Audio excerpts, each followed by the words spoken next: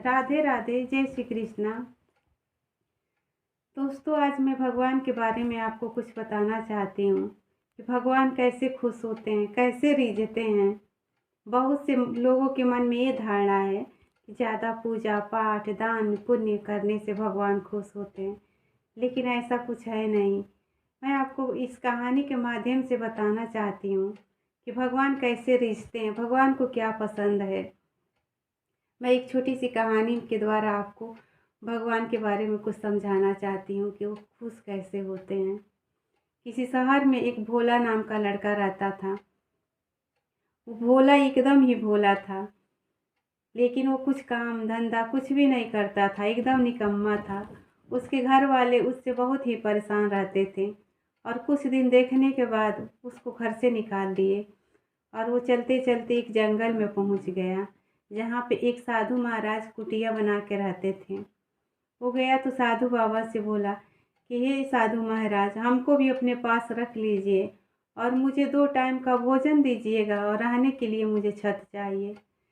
साधु बाबा भी सोचे कि मैं अकेले रहता हूँ इस कुटिया में और ये रहेगा तो हमको भी किसी का साथ मिल जाएगा और कुछ ना कुछ तो ज़रूर करेगा। ये सोच के साधु महाराज उसको कहे, ठीक है बेटा, रहो। कुछ दिनों के बाद साधु महाराज के मन में एक विचार आया कि चले थोड़ा हम यात्रा कर आएँ।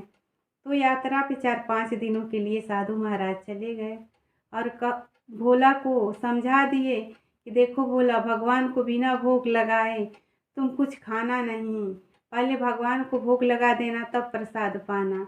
भोला अपने गुरुजी की बातें अच्छी से सुन रहा था। कहा ठीक है, हम बिना भगवान के भोग लगाए कुछ नहीं खाएंगे। साधु महाराज चले गए। अगले दिन भोला उठा तो नहा धो के और 2 थालों में भोजन लेके आया और राम जी के सामने रख के कहा, हे राम जी, आप आइए और मेरे भोजन को भोग लगाइए। तो थोड़ी देर बीता, भोजन वहाँ सामने रखने पर भगवान नहीं आए। तो सोचा कि थोड़ा देर और देख ले रहे हैं, कहीं भगवान आ जाए। फिर से बोला कि हे राम जी, आइए मेरे भोजन को भोग लगाइए। तब भी नहीं राम जी आए। तो कहा, देखिए राम जी, हमको बहुत तेज़ भूख लगी है, आप आ जाइए ताकि हम भी खाएं, क्योंकि गुरुदेव बोल के गए हैं कि बिना भगवान को खिलाए मत खाना।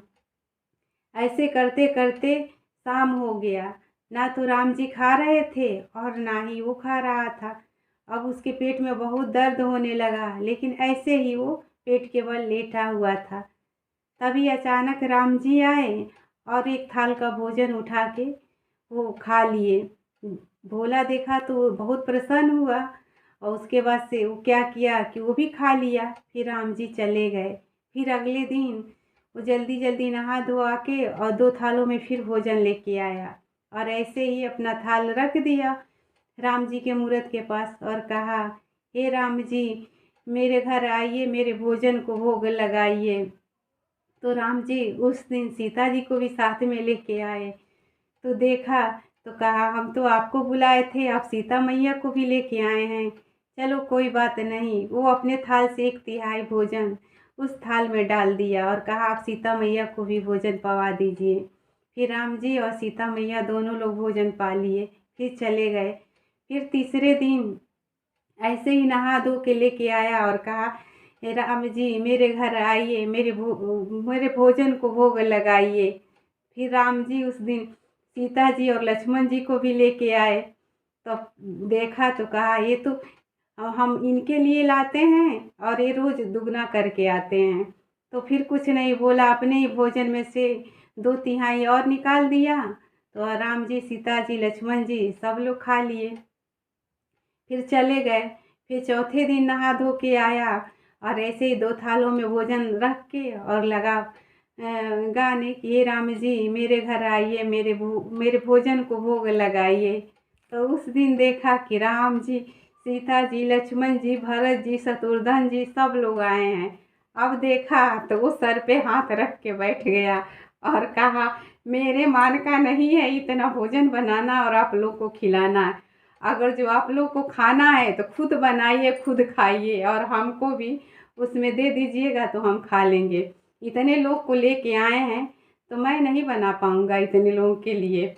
अब राम जी मुस्कुराने लगे और सीता मैया की तरफ इशारा किए, कहे कि जाओ देवी तुम ही भोजन बना दो। सीता मैया वहाँ पे एक रसोइया प्रकट कर दी और वहीं पे जाके रसोई में भोजन बनाने लगी। भोला वहीं किनारे जाके लेट गया, कहा माता जी जब भोजन बन जाएगा तो हमें भी जगा दीजिएगा, तब तक मैं सो रहा हूँ। अब इस दृश्य को बड़े बड़े सिद्ध महात्मा लोग देखे कि माता जी भोजन बना रही हैं और वो भी एक भोला नाम के लड़के के लिए। अब वो लोग तो बहुत ही खुश हुए और कहे कि क्यों ना हम भी वहाँ चलें, माँ के हाथ से प्रसाद पा लेंगे, हम लोग का जीवन धन्य हो जाएगा। अब और भी सिद्ध पुरुष सब लोग वहाँ पहुँच गए और प्रार्थना करने लगे कि हे माता जी आपके हाथों का भोजन हमें भी पाने का सौभाग्य दो। सीता मैया सबके लिए भोजन बनाने लगी। उसके बाद सब लोग भोजन वोजन करके चले गए। तब तक भोला का गुरुदेव जी आए और देखे तो उनको कोई भगवान नहीं दिखाई दे रहे थे, बस जूठन पत्तल जो था वही दिखाई दे रहा था। तो भोला से पूछे कि अरे भोला इतनी पत्तलों की ढेर क्यों लगी है, ये तो लग रहा है कि कोई बारात आया था खाया हुआ है। तो कहा हाँ गुरुदेव कोई बारात ही था, आप तो बोल के चले गए कि राम जी को भोग लगा के खाना, और मैं राम जी को भोग लगाने लगा तो एक दिन वो अपने आए, दूसरे दिन सीता मैया को लाए, तीसरे दिन अपने भाई को ले आए और चौथे दिन से पूरा बारात ही लेके चले आए। तो मैं भी बैठ गया ठान के, कहा अब आप ही बनाइए और आप ही खाइए, मैं नहीं बनाने वाला हूँ। तो सीता मैया स्वयं बनाई और हमको भी खिलाई और भी बहुत साधु महात्मा आए थे उनको भी खिलाई। जब इतना बात सुने गुरुदेव तो भोला का पैर पकड़ के रोने लगे, कहे अरे जो चीज़ मैं इतना दिनों से देखना चाहता था वो नहीं देख पाया, मैं अपना जीवन पूरा एक लंगोटी में बिता दिया, इतना पूजा पाठ सब करने के बाद भी मुझे भगवान का दर्शन नहीं मिला।